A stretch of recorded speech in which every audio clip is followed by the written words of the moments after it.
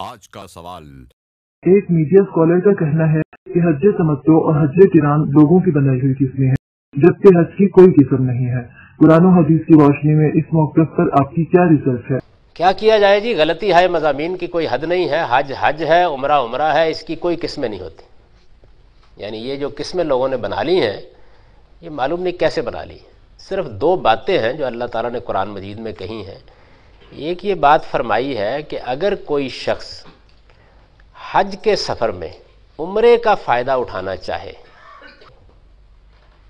यानी ये किस्म नहीं है कोई, आपने उम्रे को हज के सफ़र में साथ जमा कर लिया, एक रुख्सत से फ़ायदा उठाया है, इसका लोगों ने नाम तमत्तो रख लिया हुआ है।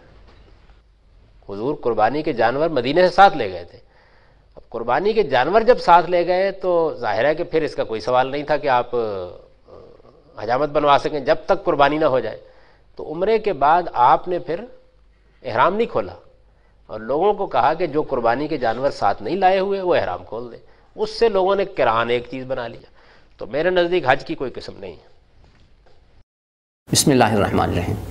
आपके सवाल के जवाब को 4 हिस्सों में तकसीम करेंगे। पहला हिस्सा हज की अक़साम और उनके नाम, कुरान करीम, नबी अकरम सल्लल्लाहु अलैहि वसल्लम के इरशादात व मामूलात और हज़रात सहाबा इकराम रिज़वानुल्लाहि ताला अलैहिम अजमईन के इरशादात व मामूलात की रोशनी में। जवाब का दूसरा हिस्सा हज की अक़साम और उनके नाम, हज़रात मुफस्सिरीन के इरशादात की रोशनी में। तीसरा हिस्सा हज की अक़साम और उनके नाम, हज़रात मुहद्दिसीन के अक़वाल की रोशनी में। जवाब का चौथा हिस्सा हज की अक़साम और उनके नाम, 1400 सदियों के अहम हज़रात फ़ुक़हाए किराम के अक़वाल और उनके इज्तिहादात की रोशनी में। आज की गुफ्तगू का आगाज़ सूरह बकरा की आयत नंबर 196 से करते हैं। इरशाद रब्बानी है, व अतिम्मुल हज्ज वल उम्रत लिल्लाह, हज और उम्रा अल्लाह के लिए पूरा करो। आगे इरशाद है, फमन तमत्ता बिल उम्रति इलल हज्ज फमस्तैसरा मिनल हदी, जिसने हज और उम्रे का इकट्ठा सफ़र किया वो हदी और कुर्बानी भी पेश करे।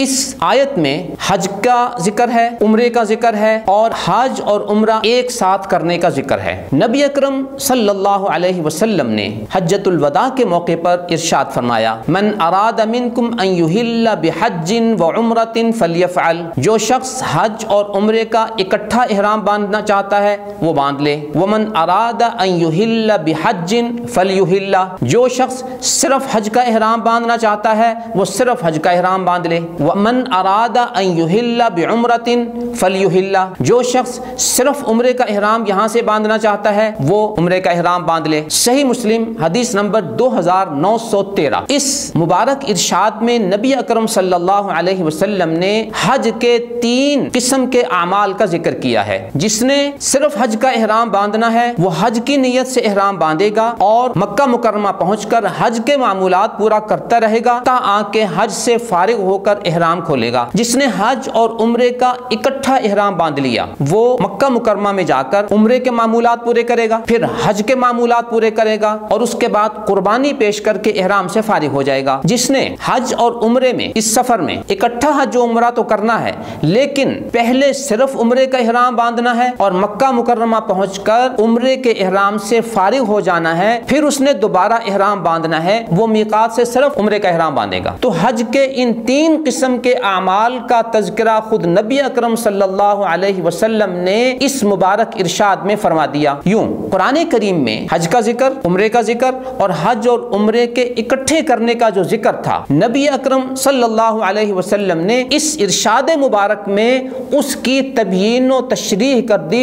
और ये तबयीन व तशरीह उस मनसब तबयीन की बुनियाद पर है जो अल्लाह ताला ने नबी अकरम सल्लल्लाहु अलैहि वसल्लम को अता फरमाया था। सूरह नहल की आयत नंबर 44 में है, व अंज़लना इलैका ज़िक्रा लितुबय्यिना लिन्नासि मा नुज़्ज़िला इलैहिम, हमने कुरान को उतारा है ताकि आप इसकी तबयीन व तशरीह कर दें लोगों के लिए। यूं इस मनसब तबयीन और तशरीह की बुनियाद पर नबी अकरम सल्लल्लाहु अलैहि वसल्लम ने फमन तमत्ता बिल उम्रति इलल हज्ज की वजाहत फरमा दी कि जिसने हज और उम्रा एक सफर में करना है उसकी 2 शक्लें हैं। एक शक्ल तो यह है कि यहीं وہیں سے حج عمرے کا احرام باندھ لے اور وہاں حج سے فارغ ہو کر قربانی پیش کر کے پھر احرام سے فارغ ہو، اور جس نے یہاں سے عمرے کا احرام باندھنا ہے وہ مکہ مکرمہ جا کے عمرہ کر کے فارغ ہو جائے گا، پھر دوبارہ حج کا احرام وہاں سے باندھ کر پھر حج کر کے قربانی پیش کر کے حج کے معمولات سے فارغ ہوگا۔ تو یہ وضاحت خود نبی اکرم صلی اللہ علیہ وسلم نے فرما دی۔ اسی وجہ سے سیدہ عائشہ رضی اللہ تعالی عنہا کی روایت ہے کہ آپ کے اس ارشاد کو پیش نظر رکھتے ہوئے ہم صحابہ کرام کے معمولات کیا تھے؟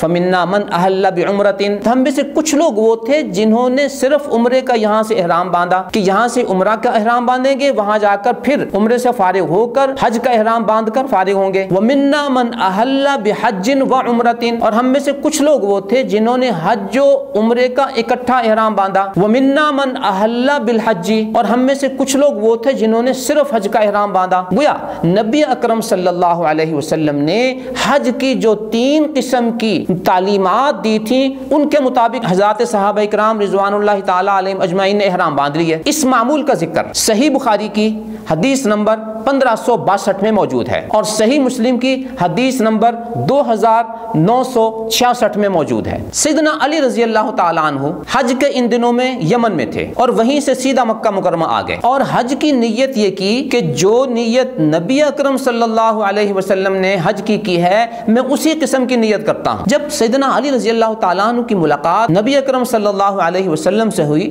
تو آپ نے ان سے پوچھا کہ آپ نے کس قسم کا احرام باندھا ہے؟ سیدنا علی نے عرض کیا یا رسول اللہ صلی اللہ علیہ وسلم میں نے یہ نیت کی تھی کہ جو نیت آپ کی ہے وہی نیت میری ہے۔ تو آپ نے ارشاد فرمایا قرنتو، میں نے تو حج و عمرے کا اکٹھا احرام باندھ کے قران کی نیت کر لی ہے۔ ملاحظہ ہو سنن ابی داؤد حدیث نمبر 1797 اور سنن نسائی حدیث نمبر 2726۔ اس ارشاد مبارک میں نبی اکرم صلی اللہ علیہ وسلم نے خود حج اور عمرے کے اکٹھے احرام باندھنے کے لیے قران کا لفظ استعمال فرمایا ہے۔ سیدنا ابو طلحہ نے نبی اکرم صلی اللہ علیہ وسلم کی حج کی وضاحت کرتے ہوئے یہ ارشاد فرمایا ان رسول اللہ صلی اللہ علیہ وسلم قارن الحج والعمرۃ، رسول اللہ صلی اللہ علیہ وسلم نے حج اور عمرے کو اکٹھا کر کے احرام باندھا تھا، اس کے لیے قران کا لفظ استعمال کیا۔ ملاحظہ ہو سنن ابن ماجہ حدیث نمبر 2971۔ حضرت نافع راوی ہیں کہ سیدنا عبداللہ بن عمر رضی اللہ تعالی عنہ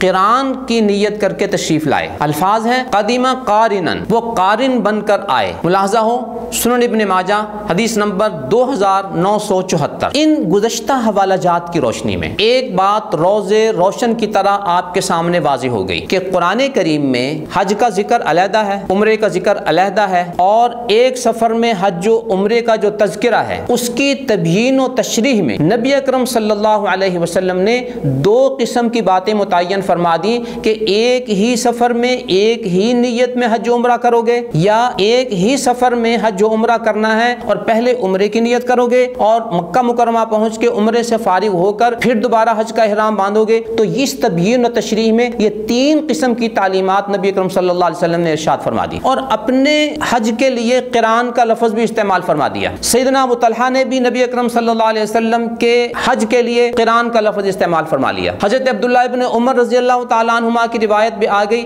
کہ وہ بھی قارن بن کر آئے، یعنی قران کی نیت کر کے آئے۔ آخر میں ایک حدیث سیدہ عائشہ رضی اللہ تعالیٰ عنہا کی پیش کرتے ہیں، انہوں نے بات بالکل واضح کر دی۔ سیدہ عائشہ رضی اللہ تعالیٰ عنہا فرماتی ہیں منا من احل بالحج مفردا، ہم میں سے کچھ لوگ وہ تھے جنہوں نے حج افراد کا احرام باندھا، ومنا من قرنا، اور ہم میں سے کچھ لوگوں نے قران کیا، ومنا من تمتع، اور ہم میں سے کچھ لوگوں نے حج تمتع کیا۔ صحیح مسلم حدیث نمبر 2923۔ گویا نبی اکرم صلی اللہ علیہ وسلم نے حج اور تمتع کی جو تبیین و تشریح فرما دی اور صحابہ کرام کو اختیار دے دیا کہ ان 3 قسم کے حجوں میں سے جو مرضی کر لو، صحابہ نے اسی کے مطابق نیتیں کر لیں اور ان اقسام کے لیے مسلم شریف میں سیدہ عائشہ رضی اللہ تعالی عنہا نے 3 نام بھی استعمال کر لیے کہ اکیلے حج والے کے لیے حج افراد کا لفظ، حج اور عمرہ اکٹھا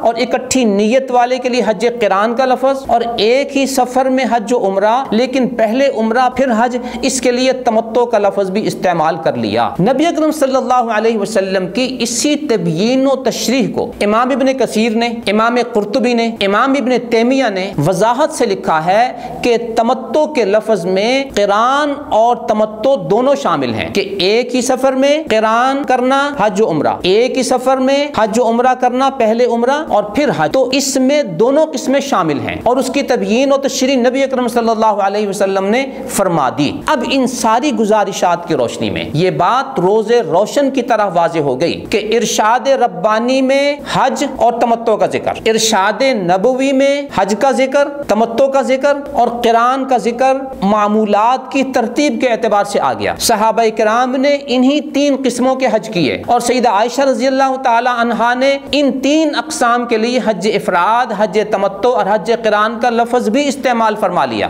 اور یہ روایتیں صحیح ہیں، بخاری شریف کی ہیں، مسلم شریف کی ہیں، ابو داود، نسائی، ابن ماجہ کی روایتیں ہیں۔ اس ساری تفصیل کے بعد بھی اگر کوئی میڈیا اسکالر یہ کہتا ہے کہ حج کی اقسام بیان کرنا یہ غلطی ہائے مضامین میں سے ہے، حج کی کوئی قسمیں نہیں ہوتی، لوگوں نے یہ قسمیں بنا لی، لوگوں نے اس کا نام تمتع رکھ دیا، لوگوں نے اس کا نام قران رکھ دیا، اور یہ کہنا کہ میرے نزدیک حج کی کوئی قسم نہیں ہے، اب ہم فیصلہ آپ پر چھوڑتے ہیں کہ قرآن حج افراد اور حج تمتع کا ذکر کر رہا ہے، نبی اکرم صلی اللہ علیہ وسلم بھی اس کی تبیین و تشریح میں تین قسم کے اعمال کا ذکر کر رہے ہیں، لیکن یہ اسکالر یہ کہتا ہے کہ یہ غلطی ہائے مضامین ہے اور یہ قسمیں لوگوں نے بنا لی ہیں۔ نبی اکرم صلی اللہ علیہ وسلم کی بیان فرمودہ چیزوں کو یہ کہنا کہ یہ غلطی ہائے مضامین ہے، یہ کہنا کہ یہ لوگوں نے بنا لی ہیں، اور صحابہ کرام کی تشریح میں قسمیں بھی آ گئیں، نام بھی آ گیا، اور یہ کہنا کہ یہ غلطی ہائے مضامین ہے اور حج کی کوئی قسمیں نہیں ہوتی اور یہ قسمیں لوگوں نے بنا لی ہیں، لوگوں نے حج تمتع بنا لیا، لوگوں نے حج قران بنا لیا، کیا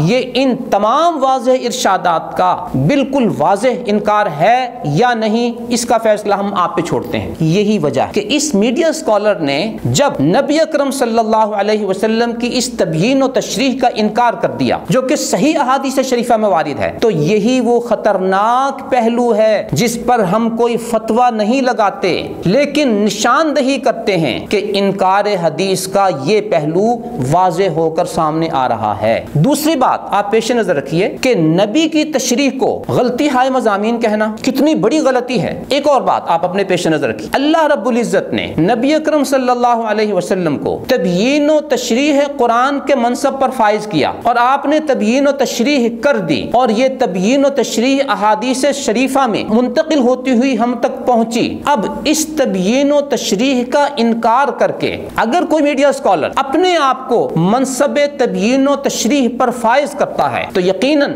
آپ کا بجا سوال ہوگا کہ اللہ تعالیٰ نے نبی اکرم صلی اللہ علیہ وسلم کو تو قرآن کی تشریح و تبیین کے منصب پر فائز کیا تھا، لیکن اللہ کے نبی کی تعلیمات اور ان کی تبیین و تشریح کے بالمقابل آپ کو کس نے منصب تبیین و تشریح پر فائز کیا ہے؟ اس کی وضاحت ہو جانی چاہیے۔ محترم سامعین، یہ ایک اتنا خطرناک پہلو ہے کہ اگر نبی کی تبیین و تشریح کا انکار کر دیا جائے تو اسلام کی تعلیمات جو ہیں ان کی بنیادیں ہل جائیں گی۔ قرآن کریم میں 56 مقامات پہ صلاۃ یا صلوات نماز کا ذکر ہے، لیکن قرآن میں نہ نمازوں کی تعداد ہے اور نہ ہی نمازوں کی رکعات کی تعداد ہے اور نہ ہی اس کا طریقہ ہے۔ اس کی تبیین و تشریح نبی اکرم صلی اللہ علیہ وسلم نے کی۔ آج اگر ہم اس میڈیا اسکالر کے اس اصول کو مان لیں تو آگے جا کے اسلام کا جو رکن نماز ہے اس کی جڑیں بھی ہل جائیں گی کہ قرآن میں نماز کا ذکر تو ہے لیکن نمازوں کی تعداد، ان کی رکعات یہ غلطی ہائے مضامین شمار ہو جائیں گی اس اصول کی روشنی میں، اور یہ لوگوں نے بنا لی ہیں۔ تو گویا نبی کی تبیین و تشریح کو مسترد کر دینا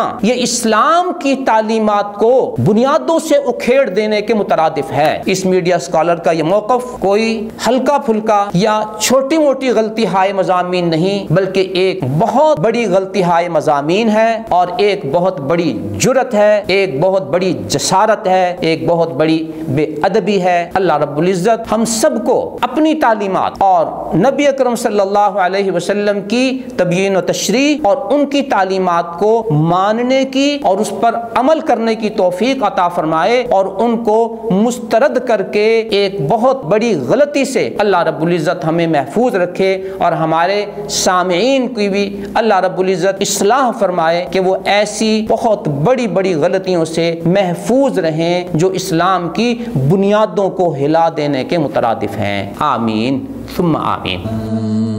نظروا للطيبة ونور طه يسطعون